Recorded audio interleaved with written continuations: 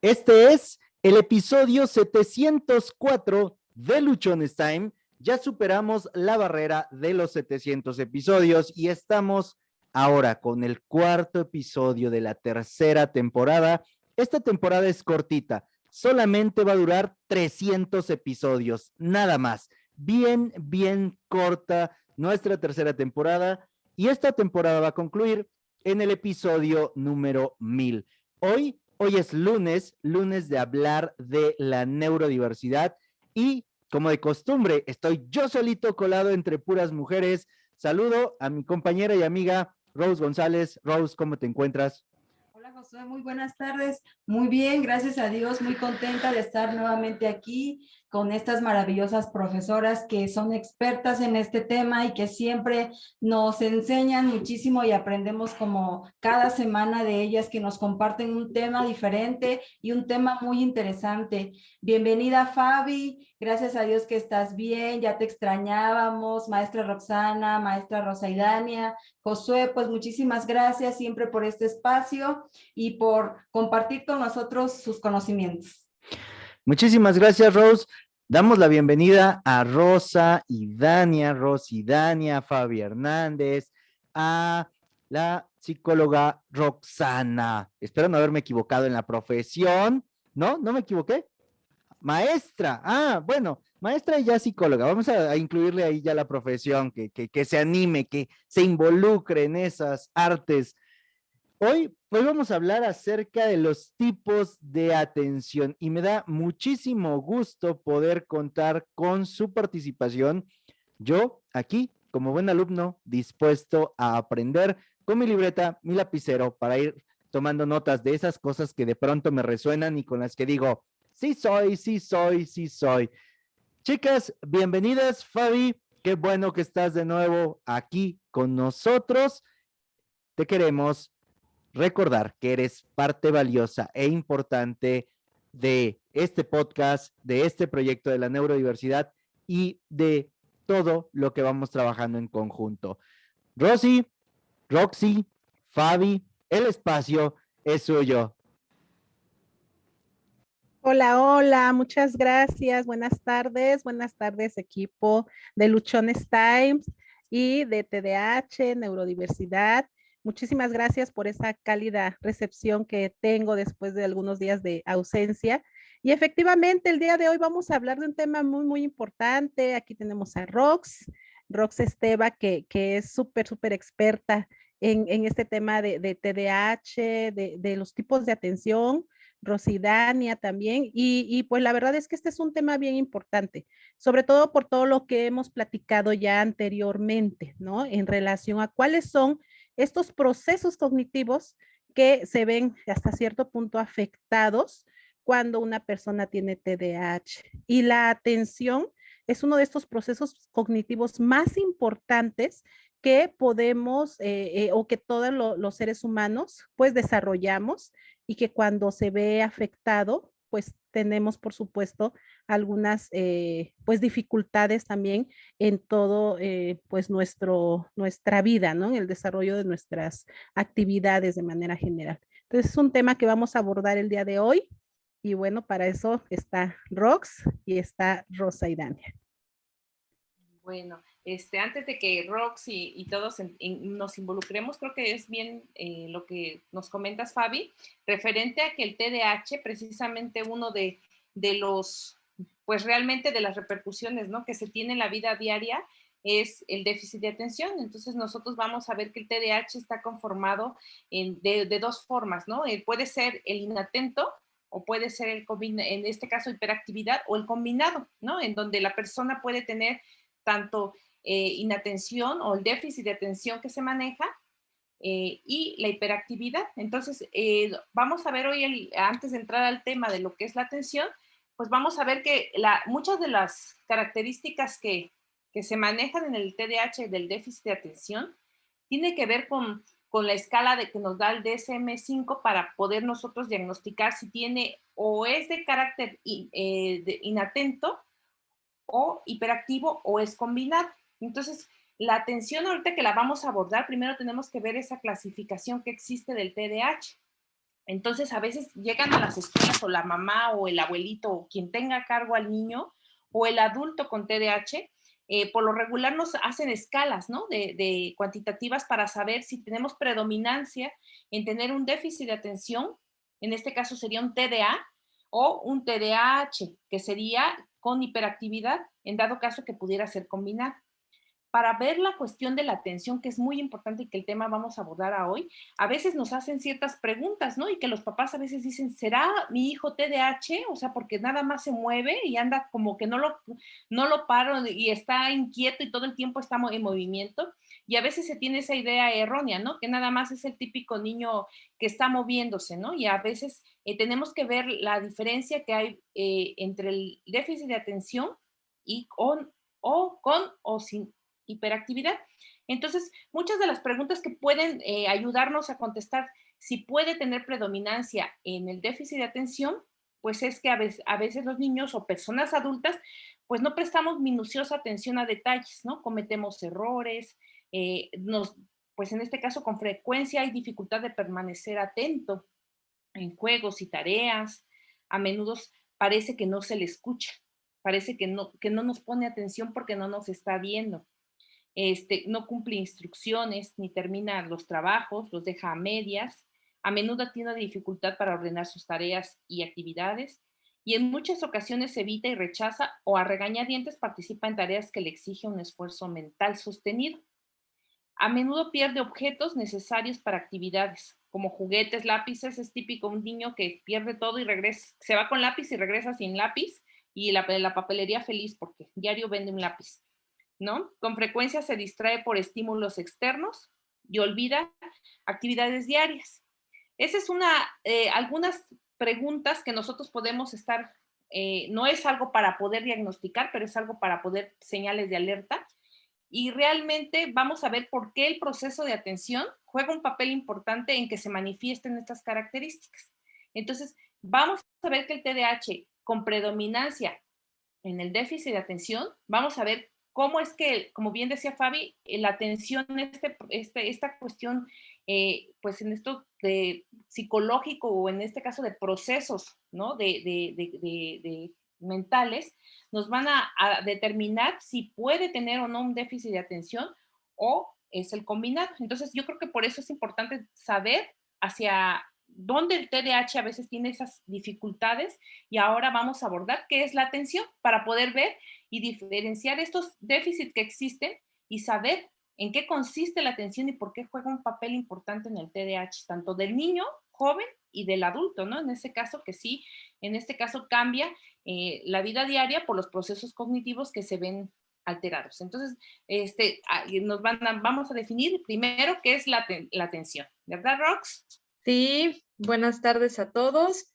Pues efectivamente, ¿no? Desde esta parte importante de las características que se hacen presente en el TDAH, el factor de la atención es un elemento inminente. ¿Y qué es la atención? Pues lo quisiera explicar así tal cual las palabras de Luria, que nos dice, la atención es el proceso selectivo de la información necesaria, la consolidación de los programas de acción elegibles y el mantenimiento de un control permanente sobre el curso o los mismos. A esto le denominamos atención. Para que nosotros podamos decir, ¡ay, que preste atención! ¿No? Pareciera que es algo muy sencillo, que ponga más atención. Lo hemos, socialmente, pareciera que lo hemos identificado como algo natural y algo que se da de manera intrínseca en el ser humano y que todos ya tenemos como esta capacidad para poder tener esta habilidad de la atención, ¿no? Pero no es así. Requiere de todo un proceso, requiere de un desarrollo neurofisiológico y también se requiere de que esta atención sea encauzada, digámoslo de alguna manera, o sea adecuada hacia el objetivo que estamos persiguiendo. Entonces, para lograr la atención, es importante que se puedan distinguir características mismas de esta atención, como cuál, como es el volumen de la atención, su estabilidad y su oscilación. ¿A qué nos referimos? Pues precisamente el volumen vamos a encontrar una cantidad inminente de factores sociales que nos pueden llamar la atención. Y estos pueden ser desde algo muy sencillo hasta algo que de inmediato llame nuestra atención, ¿no? Giremos la mirada, giremos la parte auditiva hacia otro escenario diferente del que estamos realizando. Es por el volumen, decimos así, porque hay una señal muy fuerte que está generando que llame mi atención. Pero también vamos a hablar de qué tan estable es esta atención, es decir, cuánto tiempo voy a permanecer manteniendo la atención hacia ese objeto, o sea, la permanencia de mi atención en ese objeto o en esa señal que llamó mi atención. Y lo último también es que no siempre voy a tener la atención fija en ese único objeto. Es oscilante, es decir, voy a tener en este momento mi atención hacia esta señal, pero después va a cambiar y va a hacer a otra y luego a otra y luego a otra. Y estas características forman parte precisamente de este proceso selectivo denominado atención. Algo que, como bien mencionaba, ¿no? Pareciera que ya damos por hecho que todos los seres humanos logramos esta capacidad, cuando no es así y se requiere también de un acompañamiento y sobre todo de que el adulto apoye a los niños en este desarrollo socioemocional para poder alcanzar una atención, la que nosotros específicamente necesitamos para el área educativa, para la parte pedagógica, pues es esta atención voluntaria, ¿no? Yo creo que aquí, como bien nos dice Rox, ¿no? La atención al final, en años anteriores, como bien dices, ¿no? O sea, se entendía la atención como un solo proceso, es decir, la atención es general y es una, ¿no? Tienes problemas de atención, es que no prestas atención a ciertas cosas y como bien nos dice Rox ahora, cambia la percepción de la atención. Ahora la atención la vamos a ver en diferentes formas y manifestaciones, ¿no? O sea, no es una sola, es un medio que nos va a permitir llegar a un objetivo, pero va a haber diferentes formas en que la atención se manifiesta, ¿no? Entonces, anteriormente se describía la atención como un solo proceso, ¿no? Entonces, nada más es cierto estímulo, lo veo y llego al objetivo que tenía con él. Y ahora, pues con el desarrollo de la ciencia, pues vemos que no, que el cerebro es capaz de tener diferentes formas de manifestación de la atención. Y entonces vamos a ver diferente atención dependiendo, como bien dice Rox, en cuanto a las características que nos menciona, la oscilación, es decir, cómo vamos cambiando de un objetivo a otro, pero todo aquello con un mismo, pues una cuestión pensante, ¿no? Decir, yo quiero obtener cierta cosa, tengo que lograr cierto objetivo, mi atención es parte y llego hacia él. Sin embargo, en el TDAH, ese proceso se ve interrumpido, porque sí, soy consciente de querer poner atención, sé que que lo quiero lograr, ¿no? Quiero, no sé, acabar de pintar algo y hay un estímulo auditivo que puede cambiar esa atención auditiva y volteo y ya me olvido de lo que estaba haciendo y cambio a la cuestión auditiva. O puede ser a la cuestión visual o sensorial. En este caso, como es sensorial, pues el cerebro tiene también a lo que siente. Si siento una corriente de aire, hasta esa corriente de aire veo de dónde viene y hasta quiero buscar de dónde procede. Entonces mi atención se va manifestando, vamos viendo que no es solo una, o sea que se ven inmersas diferentes formas de presentarse la atención y el TDAH tiene ese reto, ¿no? Entonces, como bien dice Rox, la cuestión de proceso cognitivo se ve muy claro, ¿no? Y descrito, pero ¿qué pasa cuando tienes TDAH?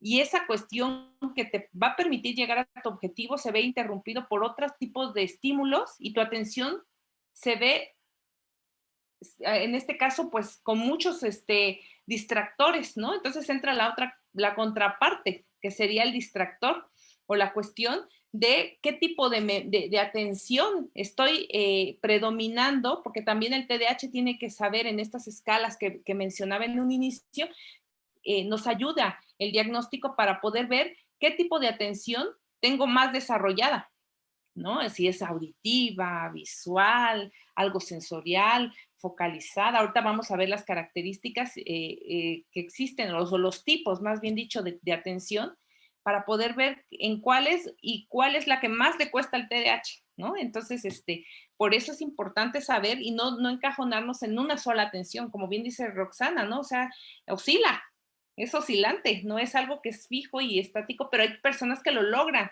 autorregular y controlar. Y en el TDAH es un mercado en la cabeza y alrededor de él, en donde viajas de un lado en un solo momento, tienes un viaje, ¿no? Estás aquí, aquí, aquí, aquí, aquí, y después de tanto te das cuenta, ay, ¿en dónde estabas? ¿No? Entonces, sí tiende, o cuando alguien dice, hablo, y por favor después recuérdame de qué empecé a hablar para que pueda yo centrarme otra vez. Y eso pasa, ¿no? En dado caso, en el TDAH. Entonces vamos a ver que lo que nos menciona Rox es súper importante, cómo se palpa cerebralmente y cómo es el proceso, ¿no? Para poder distinguir después los tipos de atención que pudiera estarse presentando, ¿no?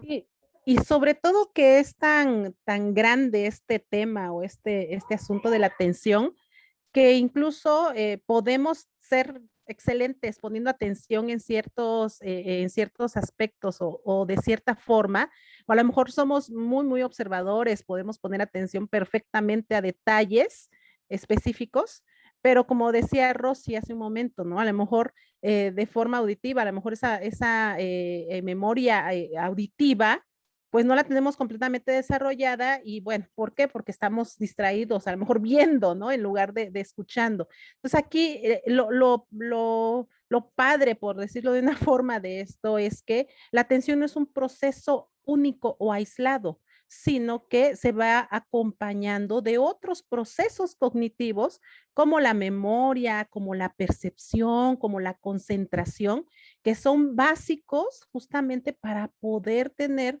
pues desarrollada de forma adecuada este proceso también, ¿no? Que es la atención. Y bueno, como bien decía Rosy hace un momento, hay varios tipos de atención que los vamos desarrollando y que sí también podemos irlos entrenando, ¿por qué no? ¿No? Irlos desarrollando con ciertas actividades y bueno, eso nos puede dar pues mayor capacidad para poder estar en nuestro entorno, ¿no? Las personas que tienen TDAH, por supuesto, requieren de un entrenamiento, requieren de ciertas pues ejercicios, de ciertas actividades para poder desarrollar esta atención o estos tipos de atención y ser funcionales como cualquier otra persona, ¿no? Entonces, vamos a ver qué tipos de atención, Rosy.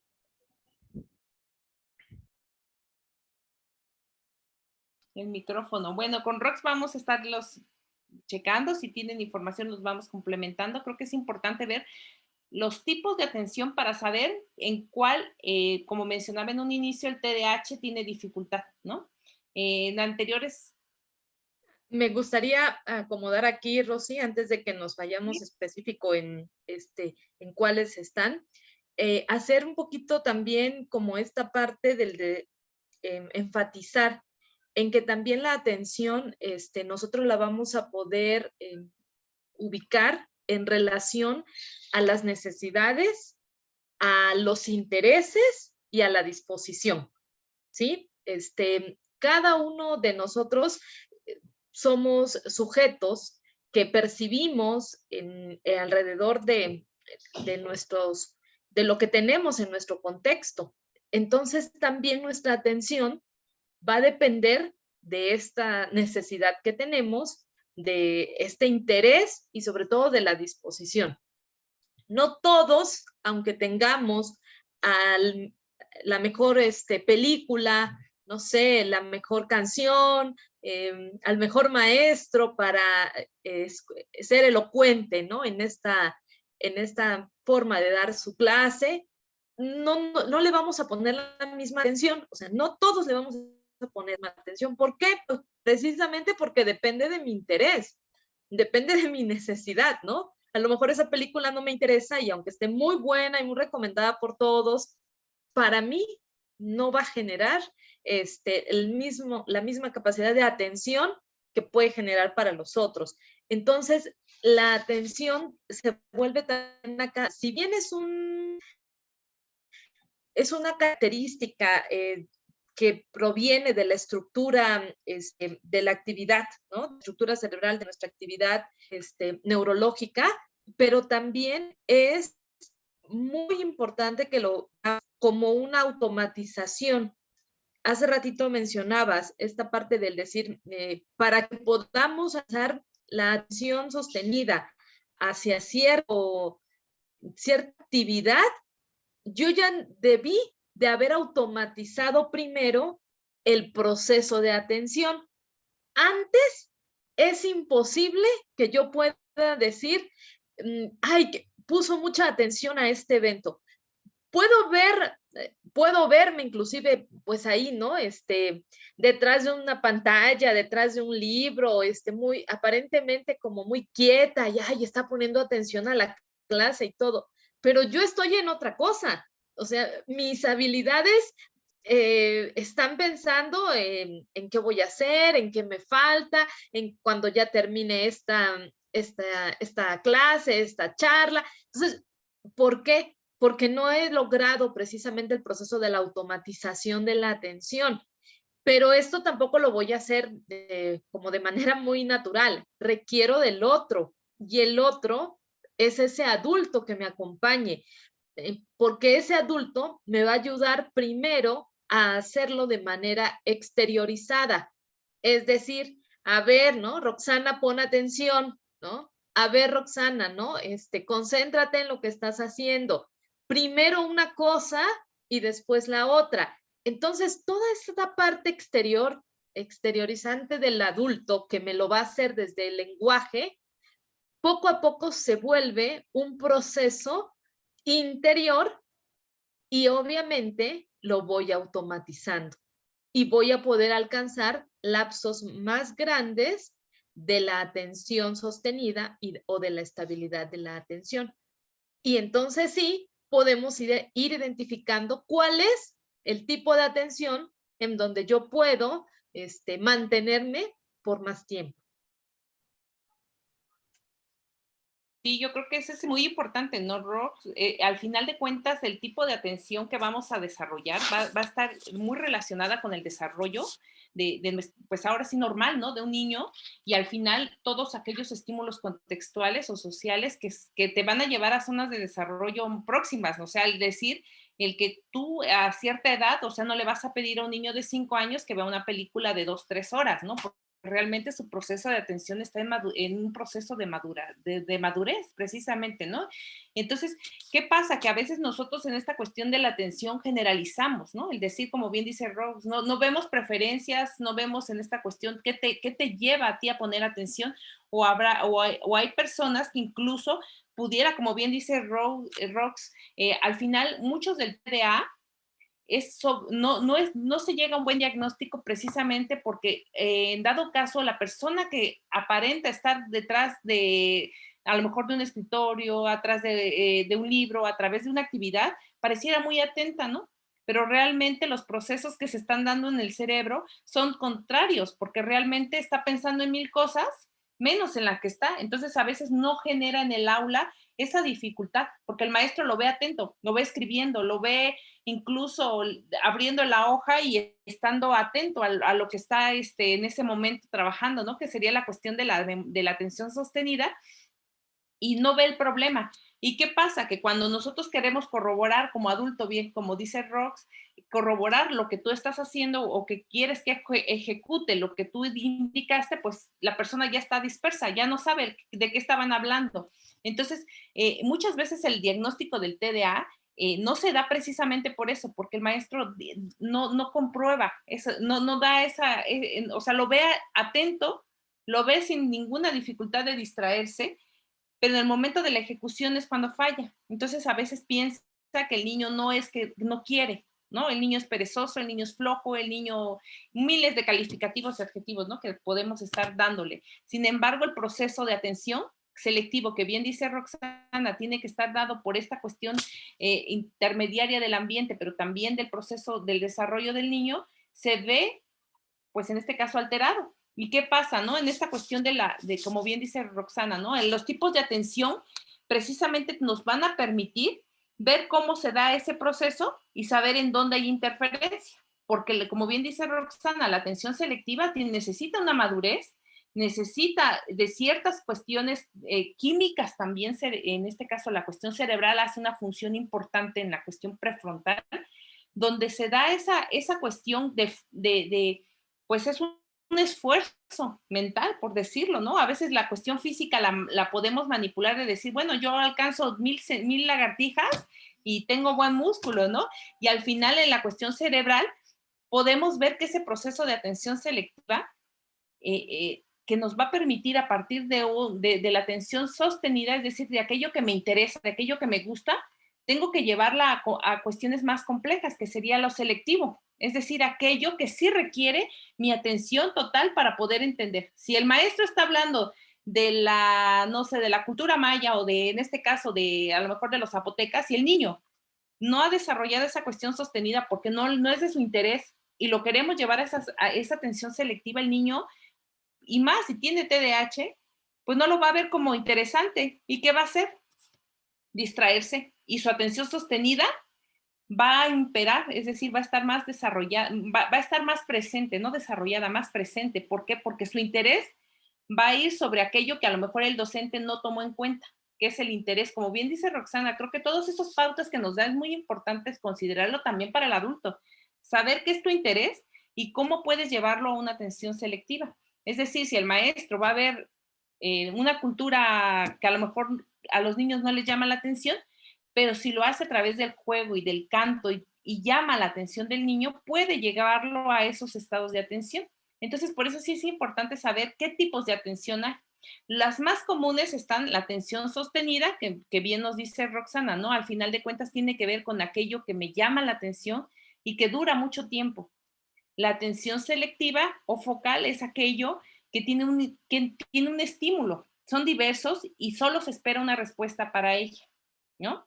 Y hay atención dividida, que son procesar diferentes estímulos y dar respuesta a varios de ellos, que es lo que las mujeres a veces creo que tenemos muy desarrollada la atención dividida porque podemos hacer 1000 cosas y poner atención a 2, 3 cosas que a lo mejor el hombre lo puede hacer, pero no lo ha desarrollado, ¿no? Pero al final de cuentas, todos esos te sirven para poder llevar al aprendizaje o en este caso a la adaptación social, ¿no? En este caso, una de ellas al fallar puede llevarte incluso si vas manejando, a tener un accidente si no estás consciente de que deberías desarrollarlo. Entonces creo que sí es importante, son de las divisiones más básicas que existen, aunque hay una clasificación neurológica más detallada, pero creo que son las importantes a nivel educativo y a nivel adulto que te pueden servir para saber por qué en la atención selectiva o sostenida o dividida tienes dificultades.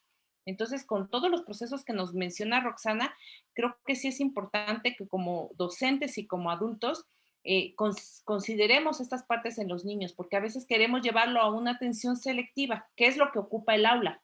El aula regular ocupa, por lo regular, una atención selectiva, porque es un tema que en muchas ocasiones al niño, si no está bien planificada, no es de interés.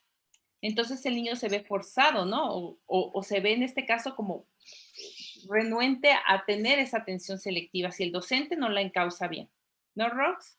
Sí, Rosy, me parece muy, muy, muy interesante esto que acabas de mencionar y nada más así como ampliando un poquito que difiere efectivamente estos tipos de atención que acabamos de escuchar, porque estos difieren de la atención involuntaria, porque estos tipos de atención sostenida, selectiva y dividida ya forman parte de la atención voluntaria del sujeto. Y la atención involuntaria es aquella a la que respondemos por impulso. ¿no? Es aquella en donde nos atrae algo, un estímulo intenso, a lo mejor si escuchamos el ruido de un avión, si estamos en un cuarto oscuro y de repente se prende la luz, si estamos en un lugar tranquilo y de repente se cae algo y es un ruido estruendoso, eso va a ser un estímulo intenso y eso nos va de inmediato a llamar la atención, pero es una atención involuntaria. Pudiéramos decir que hasta en algún momento este tipo de atención involuntaria se asemeja un poco también a lo que los animales pueden alcanzar, ¿no? Un perro, un gato, cuando escucha no sé, el ruido de las llaves de que están abriendo la puerta, ¿no? De inmediato responde, ¿no? Está atento a que si hay algún ruido en la calle, algún olor, no sé, está presente esta atención involuntaria, pero las que tú nos acabas de mencionar ya hablan de una atención voluntaria, en donde entra precisamente esta capacidad del sujeto para poder alcanzar de manera intelectual estas habilidades, ¿no? Que se refieren específicamente a la madurez, al desarrollo de los factores neurobiológicos, neuroquímicos también. Y me parece importante aquí enfatizar que uno de los aspectos que de repente genera mucha confusión para poder identificar al TDA es precisamente la atención, porque a diferencia del TDAH, que la parte hiperactiva es muy evidente, entonces los profesores podemos con mayor facilidad, por decirlo así, reconocer a un hiperactivo, pero no así con una persona que presenta el déficit en la atención, porque no hay una característica tan clara, manifiesta, que me haga reconocer que yo y que alguno de mis alumnos pudiera estar teniendo un déficit de atención hacia la tarea en específico. Por eso se vuelve más complejo el poder estar identificando, ¿no? a estos niños, a estos adultos.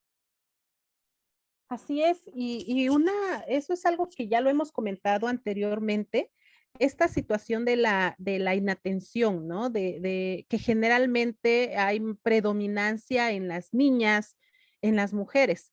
Ya lo habíamos platicado que la mayoría de los niños que tienen TDAH, pues la predominancia es la hiperactividad o esta combinación también, pero que las niñas generalmente pasan desapercibidas justamente porque tienen predominancia inatenta. Entonces, ellas pueden, o nosotras como mujeres podemos pasar toda nuestra vida escolar con esta situación de la inatención sin que se nos diagnostique, sin que se den cuenta justamente, porque aparentemente tenemos una atención selectiva. O sea, Rosy lo comentaba en algún episodio, ya decía, es que yo me esforzaba por poner atención, ¿no? Yo, todas mis energías estaban puestas justamente para concentrarme en un estímulo, en un aprendizaje, en lo que decía el maestro, pero obviamente pues le costaba mucho trabajo, ¿no? También aparentemente pues tiene esta atención sostenida, aparentemente tiene esta atención dividida, sin embargo, internamente existe una lucha bastante fuerte, bastante compleja, porque como no está recibiendo la atención adecuada, pues de manera personal se tiene que ir autorregulando y tiene que ir aprendiendo justamente las estrategias para poder mantener esta atención. Entonces, cuando ya somos adultas, es cuando se viene el problema, porque entonces creemos que tenemos otro tipo de situaciones, vienen las depresiones, vienen otras comorbilidades, perdón, es una palabra que siempre me ha costado trabajo pronunciar, y Y cuando al final de cuentas la raíz es justamente este problema de atención que se ha venido arrastrando desde la niñez. O sea, ¿qué tan importante es entonces identificar desde la niñez esta situación o este problema de atención para poder abordarlo mediante las estrategias? Y como Rox ya lo dijo hace un momento, ¿no? Ir entrenando esta capacidad o este proceso y pues obviamente evitar que tengan pues más dificultades todavía de las que de por sí el entorno ya le está presentando, justamente porque la atención se ve como algo muy fácil para cualquiera, ¿no? Como lo decían hace un momento, desde el momento en que te dicen, oye, ya pon más atención, como si fuera, oye, ponle más sal, ponle más azúcar, o ponle más agua, ¿no? Y a veces no nos damos cuenta que realmente este es un proceso, un proceso complejo, porque es un proceso neurológico que nosotros no dominamos nada más por querer hacerlo, ¿no? Entonces, la verdad es que es un tema bastante interesante, los tipos de atención, como bien comentaban hace un momento, esta atención voluntaria y pues también involuntaria que podemos estar teniendo y que pues bueno, la vamos desarrollando también conforme vamos creciendo. Sí, es bien fácil, Fabi, solo hay que poner más atención. Es solo eso, ¿no? Así, es todo. Esa es mi enorme aportación de este episodio. Y yo creo que bien lo dices, Josué, yo creo que esto abre el tema. O sea, el docente, de verdad, cuando desconoce cómo llevas de una atención sostenida a una atención focalizada, bueno, perdón, selectiva, el docente piensa que es un proceso natural. Y sí, en cierta manera lo vas desarrollando, pero también es un proceso natural de desarrollo.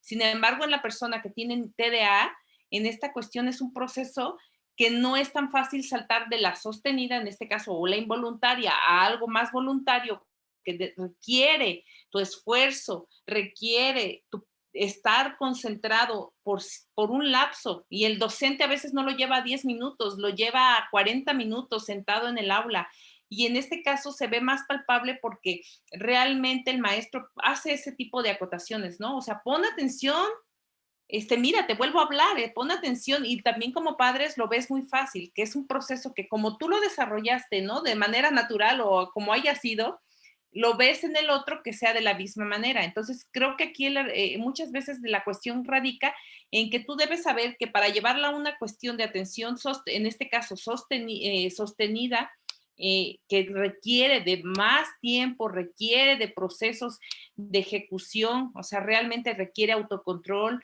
requiere de consignas claras también, de consignas que el niño pueda procesar, porque no es lo mismo hablar con 4 indicaciones que hablarle a un TDAH con una indicación que va a procesar con esos niveles de ayuda, a alguien que requiere que alguien que nada más con simple consigna de haz esto, abre tu libro, la página 34 y de ahí vas a hacer esto, o sea, el niño tiene esa capacidad a lo mejor de procesar esa información. Un niño TDAH no es que no lo pueda procesar, solo que para llegar hasta allá requieres de ciertas pautas y el docente desconoce, ¿no? O abusa de la sostenida y deja de lado la cuestión, como decíamos, ¿no? La cuestión involuntaria donde el niño con sus gustos va a poder llevar a la selectiva, perdón, va a llegar a la selectiva. La sostenida o focalizada, que nosotros a veces trabajamos mucho en preescolar, porque es basado en el interés del niño. O sea, si le gusta una caricatura, el maestro habla de esa caricatura y los niños dan más opiniones.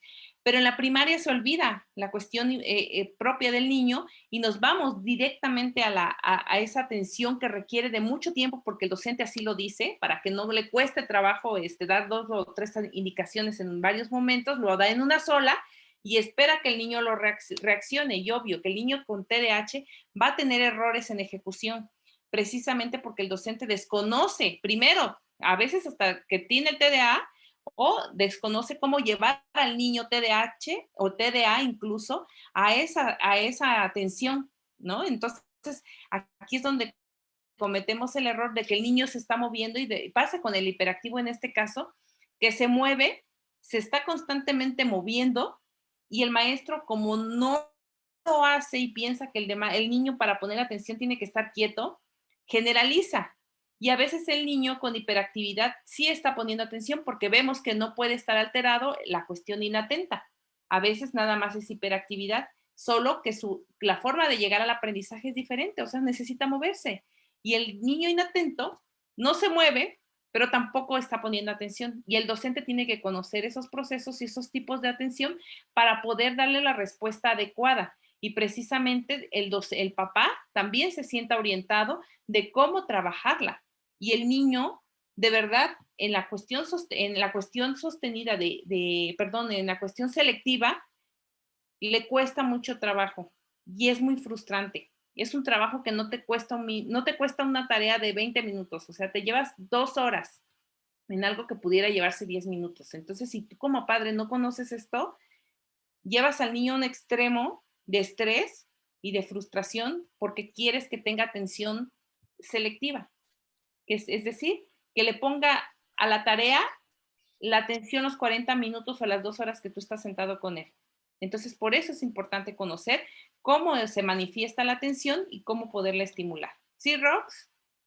Sí, ahorita que comentas esto, Rosy, abordando un poquito con lo que Fabi ya había mencionado anteriormente, me parece que es en la escolaridad primaria en donde podemos hacer más evidente esta situación, ¿no? De que el niño no ha alcanzado precisamente su atención voluntaria y, por lo tanto, estas 3 indispensables para el proceso de la adquisición de la lectoescritura y del concepto de número y el proceso matemático, no lo va a alcanzar al mismo tiempo que el resto de sus compañeros. ¿Por qué? Porque si bien veníamos de una escolaridad preescolar en donde se enfatizaba más, en donde había mayor oportunidad para el desarrollo de la atención voluntaria, pareciera que se cree que por transitar de un grado a otro, ya el niño por sí solo adquirió esta capacidad y entonces ya está apto para poder tener los elementos que le permitan la adquisición del proceso lectoescritor. Y es algo que no sucede, sobre todo en el niño con TDA. Esto no va a suceder de manera mágica, ¿no? Va a requerir todo un proceso. Hablamos, ¿no?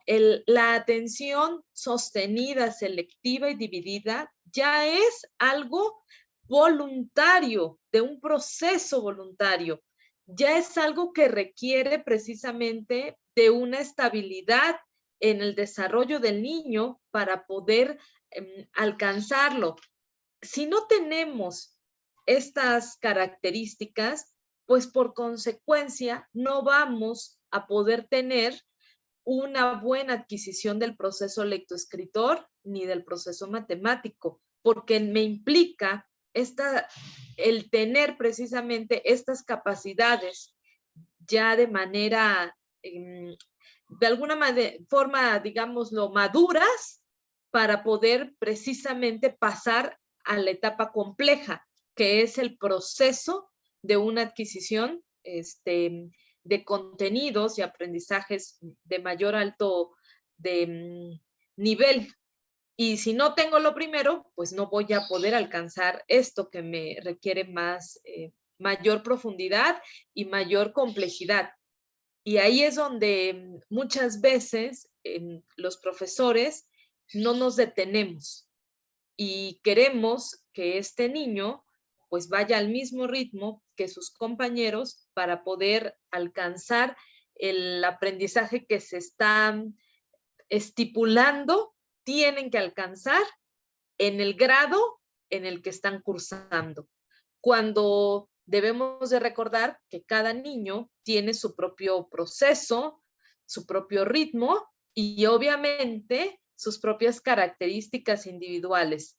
Importante también que los papás puedan seguir apoyando a su hijo en este desarrollo de la atención voluntaria, ¿Y cómo? Pues siendo ellos precisamente los que hagan el papel del trance, del tránsito entre el involuntario y el voluntario, de manera externalizada. Es decir, a ver, Roxana, recuerda que tienes 10 minutos, 15 minutos para poder terminar esta actividad.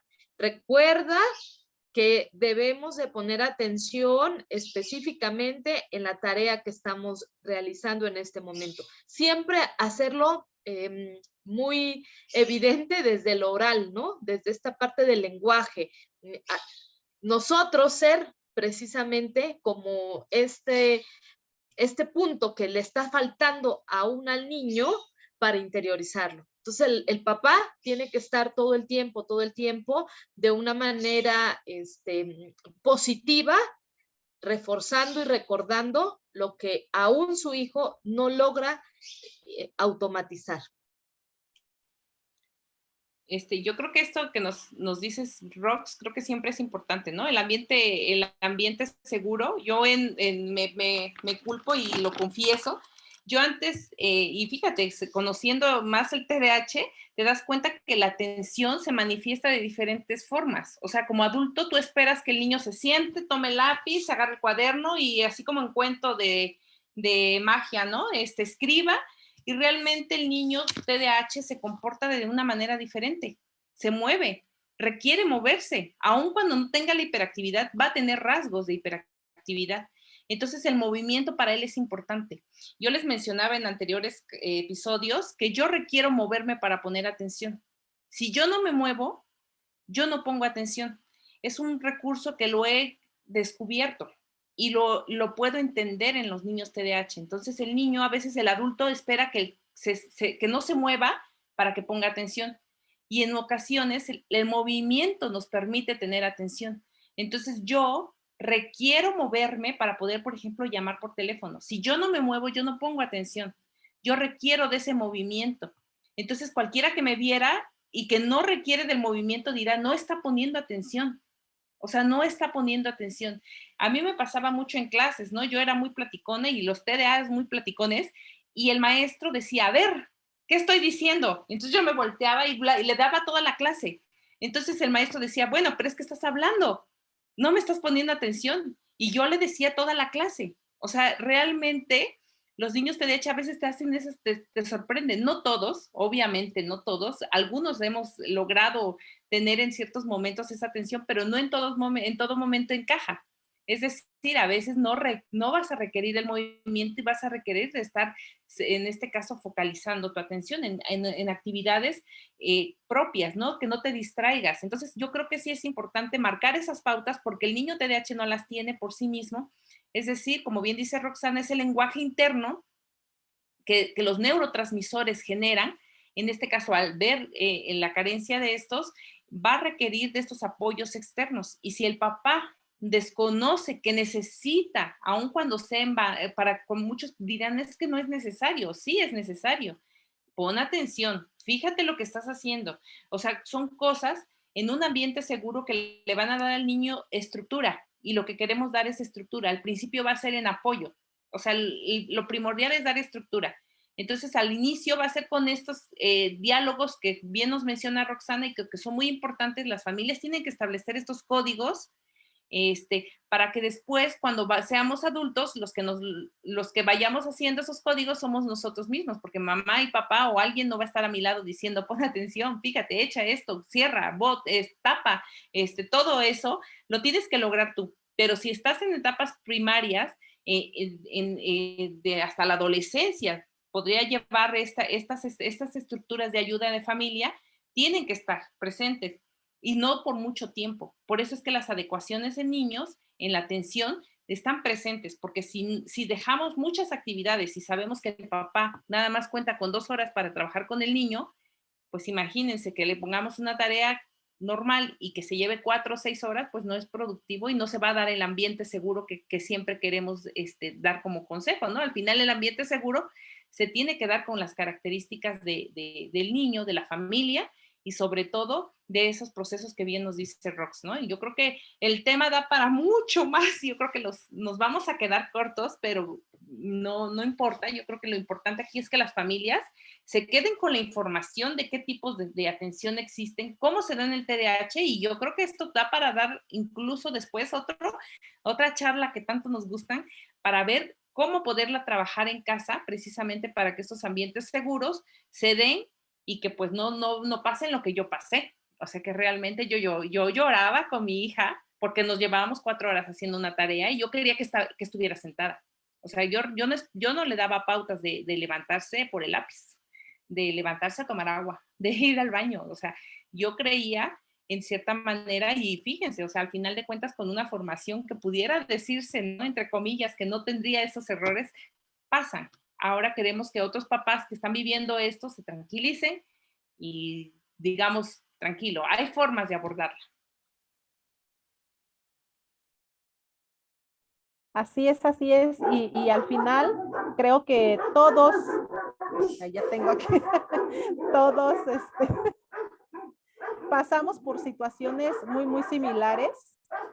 Y incluso todavía en la adultez, algunas personas nos caracterizamos por decir, es que yo estudio escuchando música, yo hago mis trabajos escuchando música, yo tengo que estar escuchando música todo el tiempo para poder concentrarme, ¿no? Incluso hay testimonios de madres que tienen hijos con TDAH que dicen, es que solamente mi hijo, si le pongo la música, es cuando avanza con sus trabajos. Entonces, hay que conocer los procesos y hay que conocer también las preferencias que pueden tener los chicos para poder atender a lo que están haciendo, ¿no? Entonces, no es malo, tal vez por esta educación tradicionalista que hemos venido arrastrando todavía hasta nuestras fechas, hasta esta época, donde, como dice Rosy, como dice Rox, donde el alumno tenía que estar sentado, escribiendo, viendo el pizarrón,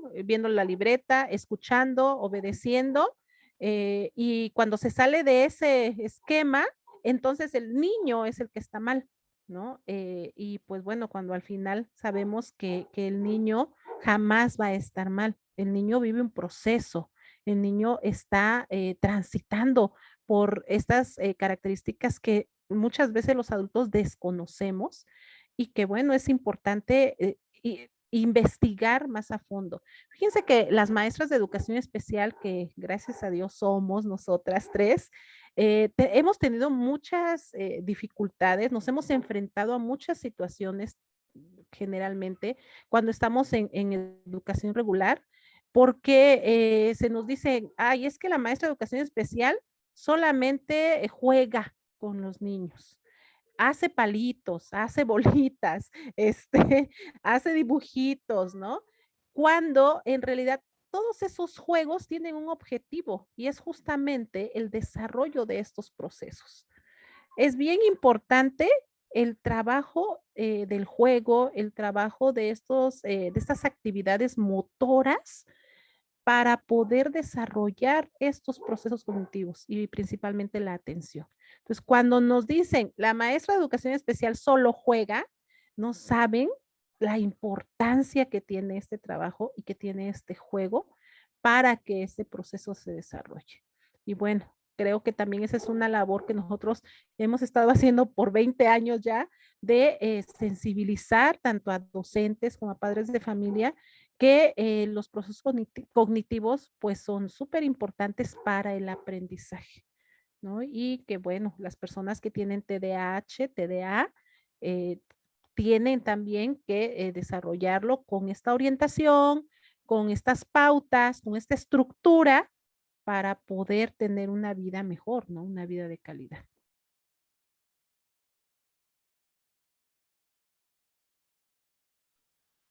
Pues bueno, yo creo que el tiempo se nos agotó, pero creo que sí quedamos cortos en el sentido de trabajar la intervención. Siempre de verdad, cuando hemos trabajado Rox, Fabi, nos apasiona y creo que es importante la cuestión informativa. O sea, realmente los tips son muy importantes pero si desconocemos el proceso, podemos llegar a volver a cometer, ¿no? En cierta manera, ciertos errores que podemos estar trabajando, tanto como padres, como docentes, como sociedad, sobre todo en entender el proceso que requiere la atención, cómo se manifiesta y cómo podemos estimularla. Entonces, yo creo que en otras cápsulas vamos a abordar las cuestiones de la atención en referente a estrategias de intervención. Como bien decíamos en algún momento, un TDAH es diferente a otro TDAH, por lo que lo que nosotros damos son estrategias generales que pudieran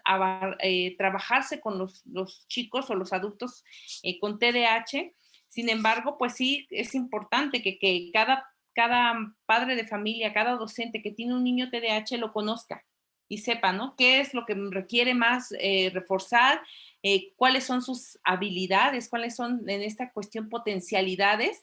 Y creo que eso puede ayudar a equilibrar más el trabajo pedagógico y el trabajo social, sobre todo, ¿no? En dado caso, el adulto con TDAH en la atención se manifiesta de otra forma, que después también vamos a abordar cuáles son aquellas cuestiones que en el adulto TDAH referente a la atención se hace presente y que en cierta manera son retos en la vida que podemos ir apoyando socialmente y que en otros posts vamos a ir abarcando. Entonces yo creo que, no sé, compañeras, algo que queramos cerrar. Pues nada más recordar, ¿no? Que la atención no es algo que se dé de manera innata por el hecho del ser humano, sino que requiere precisamente de un trabajo, de un proceso, de un desarrollo en donde el adulto juega un papel importante porque se vuelve el mediador para que el niño pueda ir adquiriendo socialmente también todas estas habilidades de atención, y que el niño con TDA pues requiere de una doble o triple participación del adulto para que pueda alcanzar también este desarrollo del proceso selectivo que es la atención. Y bueno, también recordarles que nos pueden seguir en nuestras redes sociales, que pueden visitarnos en Facebook, en Instagram como TDAH Oaxaca. Cualquier duda, cualquier comentario, estamos para apoyar también todos estos procesos, esta información. Y bueno, yo creo que es un tema, como dice Rosy, que da para muchísimo más. Y aquí nos veremos en el próximo episodio. Definitivamente una información realmente valiosa, porque muchas de las ocasiones actuamos desde la ignorancia, hablamos desde la ignorancia por no conocer todo este tipo de información, por no conocer cuántos tipos existen de atención. Empezamos tanto en los hogares como en las aulas a maletiquetar a estas personas que tienen estas condiciones, porque como comentaba Fabi ahorita, nos quedamos con esas creencias de que el estar quietos significa que estamos poniendo atención, cuando realmente no precisamente tiene que ser así, porque si ya existen de por sí diferentes tipos de aprendizaje, ahora más con unas personas con TDA o TDAH.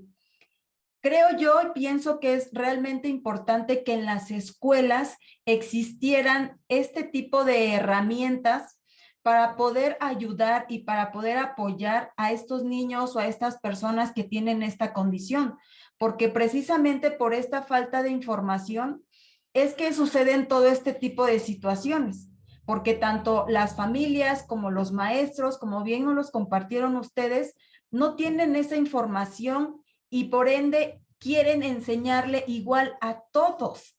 Y definitivamente a veces, aunque ni siquiera tengan este tipo de condiciones, no todos aprendemos de la misma manera. Ahorita que comentaba Fabi lo de la música, mi hijo es así. Mi hijo, yo por ejemplo también traigo esas creencias erróneas, ¿no? Que mi hijo está con los audífonos y está escuchando música y está haciendo tarea. Y yo le digo, quítate esos audífonos porque así no te vas a concentrar. Y él me responde todo lo contrario, es que yo así me concentro. O a veces está en sus clases en línea y él está platicando y le digo, ¿qué no estás en clase? Y me dice, sí, Y le digo, ¿y por qué estás hablando? No vas a entender nada. O sea, yo erróneamente, ¿no? Y me dice, no, pero sí entiendo. Y yo me quedo así como que, o sea, no, y realmente me sorprende porque él ahorita, todas las clases en línea, él ha elevado sus calificaciones. Y yo a veces lo veo que anda para acá, para allá, platicando ahí con la familia y él está en clase. Y yo me quedo sorprendida y digo, pero ¿cómo se concentra? O sea, ¿cómo es que se le quedan las cosas si está aparentemente, bueno, no aparentemente, está escuchando la clase de sus profesores, pero por otra parte está platicando con nosotros acá? Y realmente él sí está poniendo atención. Y ahorita que ustedes comentaban todo eso, digo, sí es cierto. Yo a mí en mi caso personal sí me sucede que puedo estar aquí bien atenta, pero sí mi mente está ya pensando otras cosas y como que no se me queda todo lo que estoy escuchando. Necesito precisamente anotar, necesito anotarlo. Entonces ahí realmente sí nos damos cuenta cómo hay muchos tipos de atención que debemos estar informados, porque nos quedamos solamente con esa creencia errónea de que si estamos quietecitos y viendo fijamente ahí, es solamente como que de esa manera vamos a aprender, y no es cierto. Entonces queremos incluir a todos a que aprendan de esa misma manera y lo único que vamos a conseguir es frustrarlos, porque cada uno de nosotros tiene un tipo de atención diferente, como ustedes nos los comparten, y más que nada en estas condiciones de TDA y TDAH es muy importante que todas las personas realmente sepamos este tipo de información para poder ayudar y enseñar a esas personas y no estarlos, como dijo Fabi, ¿no? Ya bastante tienen con los comentarios del entorno, como para que todavía la familia, que se supone que es el apoyo, pues estemos todavía etiquetándolos o diciéndoles cosas que realmente lejos de no ayudarles, los vamos a lastimar, ¿no?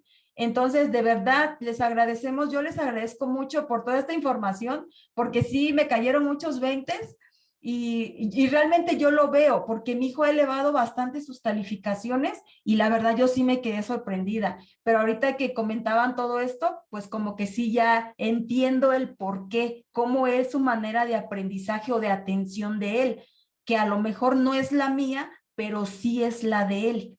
Entonces, de verdad, muchísimas gracias. Siempre aprendemos muchísimo de ustedes. Hoy aprendimos algo nuevo, algo diferente, como dijo también Rosy. 1 hora no es suficiente para abarcar detalle a detalle todos estos temas, pero esperemos que para otra ocasión nos puedan compartir otro episodio referente a esto para generalizar un poquito más, porque yo sí me quedé corta con esta información, definitivamente.